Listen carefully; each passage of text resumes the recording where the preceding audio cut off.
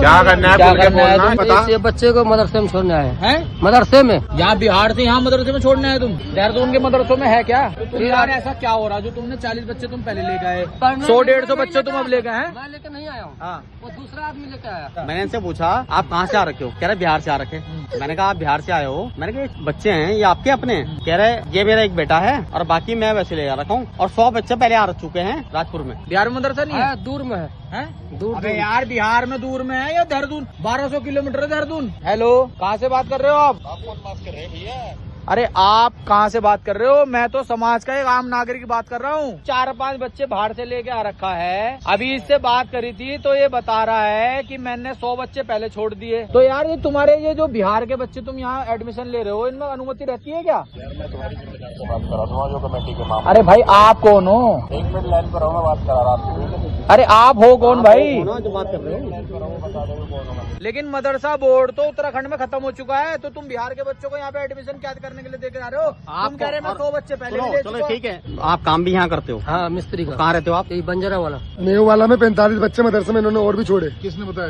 ये बता रहे 8 ऑटो में 8 बच्चे बिठा के लेके गए थे नेहरू वाला मस्जिद में। हाँ जी, यही ट्रेन से आए थे कल हावड़ा से। किसी में 8 बच्चे गए, किसी में 9 बच्चे गए, 47 बच्चे गए थे जी। 47 कहाँ पे गए थे वो? ये मेहू वाला में एक मदरसा है, उस मस्जिद से अंदर 1 किलोमीटर। इससे पहले जो 100 बच्चे लाया उसका नाम क्या है? उसका नाम नहीं जानता, दूसरा गाँव का है सर। बेटा कारी साहब ने क्या कहा था? कहा था मदरसे में आ जाओ पढ़ने के लिए, पढ़ोगे तो बड़ा आदमी बनोगे, आगे जाकर कुछ बनोगे। तुम कौन सी क्लास में हो? 4 अधिकतर। और तुम? मद्रासा। थर्ड। 3rd में। तुम कितने साल के हो? 13 साल के। और तुम कितने के बेटे? 10 साल के। यो तू 13 साल का 3rd में है? तुम बेटा? 11 साल। अब ये लड़का है 13 साल का। ये कौन सी क्लास में है? ये 4th क्लास में। 10 साल का बच्चा है 4th क्लास में। 13 साल का बच्चा पढ़ रहा है 3री में, और 12वीं क्लास का बच्चा पढ़ रहा है दूसरी क्लास में। यार ये कहीं ना कहीं तो कंफ्यूजन है। देखो मदरसा बोर्ड सरकार ने खत्म करने की अनुमति दी है, लेकिन अभी उस पर संशोधन नहीं हुआ, हम मानते हैं। लेकिन आप ये भी तो देखो ना, इन बच्चों की परवरिश हो किस तरीके से रही है। 13 साल का बच्चा 2nd क्लास में, 10 साल का बच्चा 4th क्लास में, और 12 साल का बच्चा है 1st क्लास में। तो इनकी शिक्षा बेटा कुछ पढ़ाई वढ़ाई होती है तुम्हारी? इस्लाम की भी पढ़ाई होती है? इस्लाम के बारे में क्या समझाया जाता है?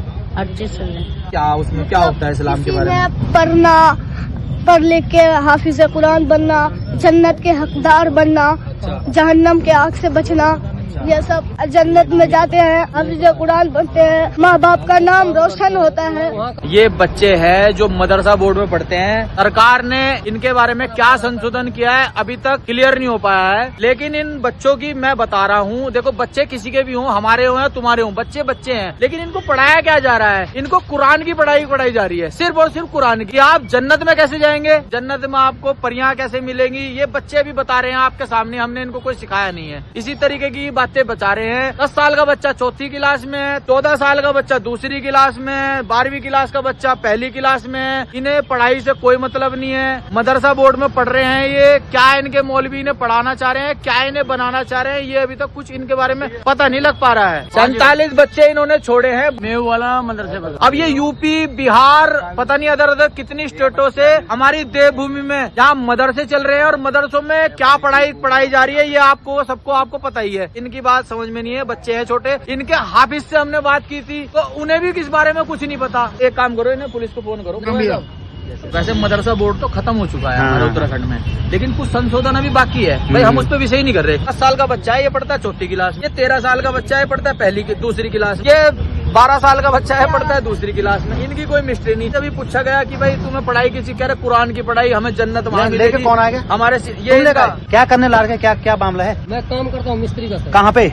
यही बंजारा वाले में। बंजारा वाले में? किशनपुर मदरसा? क्यों वहाँ तुम्हारे बिहार में नहीं है मदरसा, या पढ़ाई गई वहाँ पे नहीं है? है सर, पहले पढ़ के गया ना, छुट्टी हुआ था बकरा ईद का। अरे तो तेरे गाँव जब वहाँ तो वहाँ पढ़ा ना, यहाँ क्यों ला रहा फिर? नहीं सरकारी साहब बोला था ना लेके आओ। किसने बोला?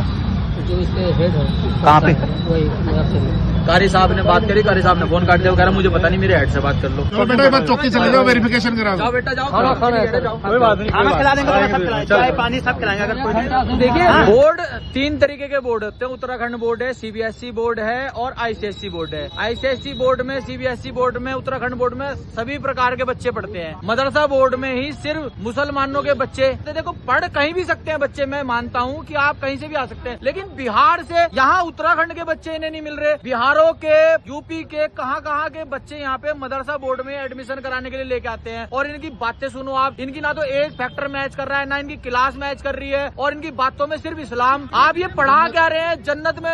मतलब मैं बचपन में पढ़ा था, मुझे किसी ने नहीं बताया कि मुझे जन्नत प्राप्त होगी। भाई इन्हें छोटे छोटे बच्चों को जन्नत में जाने के लिए कुरान में काफिर सब कुछ समझाया जा रहा है। तो एक बार सीएम साहब से भी ये विनती है कि इन मदरसों की जांच हो, इनमें क्या पढ़ाई जा रही है, जो इनके शिक्षक हैं वो पढ़ाने के योग्य है भी या नहीं, इन्होंने शिक्षा ली है या नहीं है, और यहाँ पढ़ाई सच में हो भी रही है या शादी कैंप चल रहे हैं।